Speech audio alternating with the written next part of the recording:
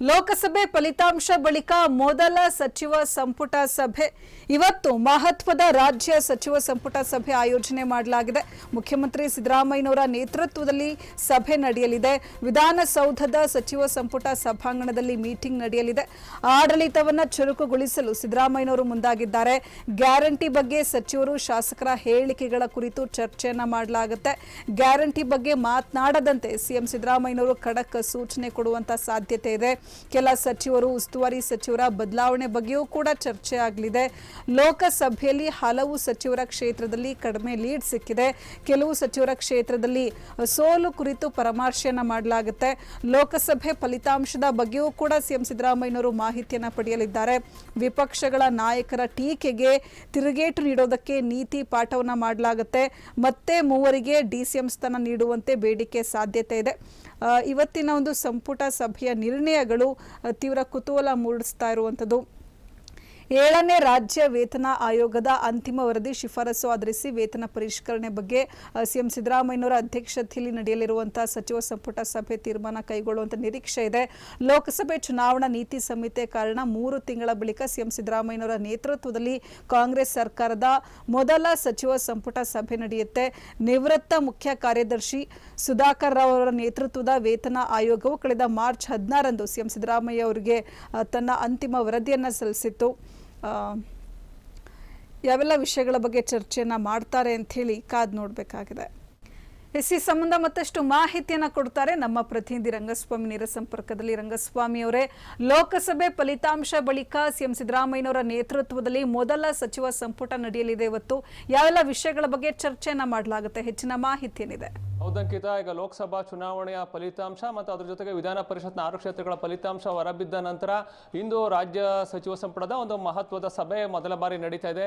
ಈ ಇಂದಿನ ಸಭೆಯಲ್ಲಿ ಸಾಕಷ್ಟು ಒಂದು ರೀತಿ ಕಾವೇರಿದ ಒಂದು ಚರ್ಚೆ ನಡೆಯುವಂತ ಸಾಧ್ಯತೆ ಇದೆ. ಯಾಕೆ ಅಂತಂದ್ರೆ ಈ ಬಾರಿಯ ಒಂದು ಲೋಕಸಭಾ ಚುನಾವಣೆಯಲ್ಲಿ ಕಾಂಗ್ರೆಸ್ ಪಕ್ಷ ನಿರೀಕ್ಷೆಗೆ ತಕ್ಕಂತೆ ಸೀಟುಗಳನ್ನ ಗಳಿಸಿಲ್ಲ. ಕನಿಷ್ಠ 20 ಕ್ಷೇತ್ರಗಳನ್ನ ಗುರಿಯನ್ನು ಇಟ್ಕೊಂಡಿದ್ದಂತ ಕಾಂಗ್ರೆಸ್ ಪಕ್ಷ 2 ಅಂಕಿ ತಲುಪಲು ಕೂಡ ವಿಫಲ ಆಗಿದ್ದು ಕೇವಲ 9 ಲೋಕಸಭಾ ಕ್ಷೇತ್ರಗಳನ್ನಷ್ಟೇ ಗೆಲುವಲ್ಲಿ ಯಶಸ್ವಿಯಾಗಿದೆ. ಇನ್ನು 4 ವಿಧಾನ ಪರಿಷತ್ನ ಕ್ಷೇತ್ರಗಳಲ್ಲಿ 2 ಕ್ಷೇತ್ರಗಳಲ್ಲಿ ಗೆಲುವನ್ನು ಸಾಧಿಸಿದೆ.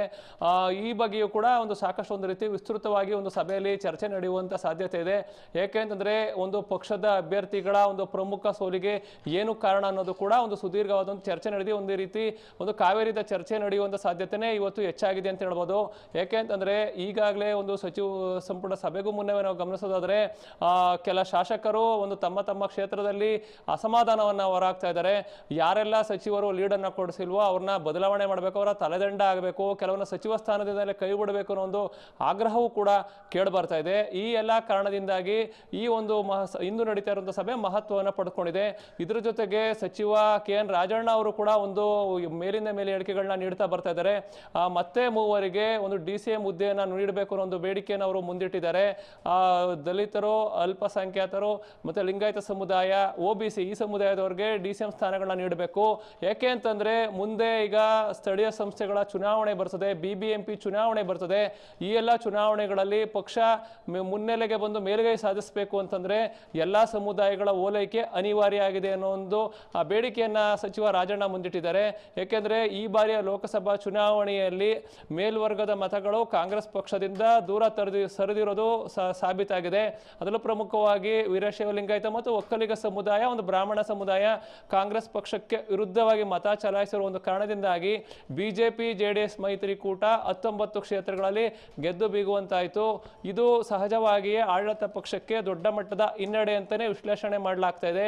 ಯಾಕಂದ್ರೆ ರಾಜ್ಯದಲ್ಲಿ ಕಾಂಗ್ರೆಸ್ ಪಕ್ಷ ಅಧಿಕಾರಕ್ಕೆ ಬರುವ ಮುನ್ನ ಗ್ಯಾರಂಟಿ ಯೋಜನೆಗಳನ್ನು ಮುಂದಿಟ್ಕೊಂಡು ಪ್ರಣಾಳಿಕೆಯನ್ನು ಪ್ರಕಟಿಸಿತ್ತು. ಆ ಪ್ರಣಾಳಿಕೆಯನ್ನ ಒಪ್ಪಿದಂತ ಮತದಾರರು ಒಂದು ದೊಡ್ಡ ಮಟ್ಟದ ಗೆಲುವನ್ನ ಕಾಂಗ್ರೆಸ್ ಪಕ್ಷಕ್ಕೆ ತಂದುಕೊಟ್ರು.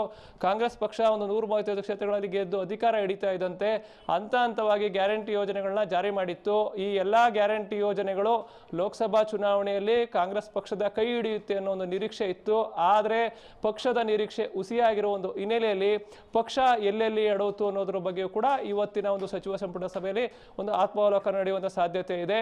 ಯಾಕೆಂದ್ರೆ ಇಷ್ಟೆಲ್ಲ ಗ್ಯಾರಂಟಿ ಯೋಜನೆಗಳನ್ನ ಕೊಟ್ಟಿದ್ರು ಕೂಡ ಮತದಾರರು ಏಕೆ ಪಕ್ಷದಿಂದ ದೂರ ಸರಿದ್ರು ಅನ್ನೋ ಒಂದು, ಯಾಕಂದ್ರೆ ಗ್ಯಾರಂಟಿ ಯೋಜನೆಯನ್ನ ಕೈ ಬಿಡಿ ಅಂತ ಕೆಲ ನಾಯಕರು ಒತ್ತಾಯವನ್ನು ಮಾಡ್ತಾ ಇದ್ದಾರೆ. ಅದರಲ್ಲೂ ಪ್ರಮುಖವಾಗಿ ಪರಾಜಿತ ಅಭ್ಯರ್ಥಿಗಳು ಕೂಡ ಗ್ಯಾರಂಟಿ ಯೋಜನೆಗಳು ನಮ್ಮ ಕೈ ಹಿಡಿಯದ ಕಾರಣ ಗ್ಯಾರಂಟಿ ಯೋಜನೆಗಳನ್ನು ರದ್ದು ಮಾಡೋದೇ ಒಳ್ಳೆಯದು ಅನ್ನೋ ಒಂದು ಮಾತುಗಳನ್ನ ಹೇಳಿಕೆಗಳನ್ನ ನೀಡ್ತಾ ಇರೋ ಒಂದು ಹಿನ್ನೆಲೆಯಲ್ಲಿ ಆ ಬಗ್ಗೆಯೂ ಕೂಡ ಸಭೆಯಲ್ಲಿ ಚರ್ಚೆ ನಡೆಯುವಂಥ ಸಾಧ್ಯತೆ ಇದೆ. ಒಟ್ಟಾರೆಯಾಗಿ ಈಗ ಕಾಂಗ್ರೆಸ್ ಪಕ್ಷ ಲೋಕಸಭಾ ಚುನಾವಣೆಯ ಒಂದು ಫಲಿತಾಂಶದಿಂದ ಅದರಲ್ಲೂ ಪ್ರಮುಖವಾಗಿ ರಾಜ್ಯದಲ್ಲಿ ಸಾಕಷ್ಟು ಒಂದು ರೀತಿ ಇರುಸು ಮುರುಸುಗೆ ಒಳಗಾಗಿದೆ ಅಂತ ಹೇಳ್ಬೋದು. ಮುಖ್ಯಮಂತ್ರಿ ಸಿದ್ದರಾಮಯ್ಯ, ಡಿ.ಸಿ.ಎಂ. ಡಿ.ಕೆ. ಶಿವಕುಮಾರ್ ಇಬ್ಬರು ಕ್ಷೇತ್ರಗಳಲ್ಲಿಯೂ ಕೂಡ ಕಾಂಗ್ರೆಸ್ ಪಕ್ಷದ ಅಭ್ಯರ್ಥಿಗಳಿಗೆ ಒಂದು ದೊಡ್ಡ ಮಟ್ಟದ ಸೋಲಾಗಿದೆ. ಈ ಬಗ್ಗೆಯೂ ಕೂಡ ಒಂದು ವ್ಯಾಪಕವಾದ ಒಂದು ಚರ್ಚೆ ನಡೆಯುವಂಥ ಸಾಧ್ಯತೆ ಇದೆ. ಒಟ್ಟಾರೆಯಾಗಿ ಈಗ ಕಾಂಗ್ರೆಸ್ ಪಕ್ಷದಲ್ಲಿ ಎಲ್ಲವೂ ಸರಿಯಾಗಿಲ್ಲ ಅನ್ನೋದು ಕೂಡ ಈಗ ಶಾಸಕರಿರ್ಬೋದು, ಸಚಿವರ ಹೇಳಿಕೆಗಳಿಂದಲೇ ಸಾಬೀತಾಗ್ತಾ ಹೋಗ್ತಾ ಇದೆ. ಈ ಒಂದು ಕಾರಣದಿಂದ ಯಾರೂ ಕೂಡ ಬೇಕಾಬಿಟ್ಟಿಯಾಗಿ ಹೇಳಿಕೆಯನ್ನು ನೀಡದಂತೆ ಇಂದಿನ ಸಚಿವ ಸಂಪುಟ ಸಭೆಯಲ್ಲಿ ಮುಖ್ಯಮಂತ್ರಿ ಸಿದ್ದರಾಮಯ್ಯ, ಡಿ.ಸಿ.ಎಂ. ಡಿ.ಕೆ. ಶಿವಕುಮಾರ್ ಅವರು ಒಂದು ತಾಕೀತನ್ನು ಮಾಡುವಂಥ ಸಾಧ್ಯತೆ ಇದೆ. ಅದರ ಜೊತೆಗೇನೆ ಈಗ ಮುಂದೆ ಏನೆಲ್ಲ ಮಾಡಬೇಕು ಅನ್ನೋದು, ಯಾಕಂದರೆ ಈಗ ರಾಜ್ಯದಲ್ಲಿ ಈಗ ನಿರೀಕ್ಷೆಗೆ ತಕ್ಕಂತೆ ಇನ್ನೂ ಕೂಡ ಮಳೆ ಶುರು ಆಗ್ತಾ ಇಲ್ಲ. ಅಲ್ಲಲ್ಲಿ ಮಳೆ ಆಗ್ತಾ ಇದ್ರೂ ಕೂಡ ಜಲಾಶಯಕ್ಕೆ ನಿರೀಕ್ಷಿತ ಪ್ರಮಾಣದಲ್ಲಿ ನೀರು ಹರಿದು ಬರ್ತಾ ಇಲ್ಲ.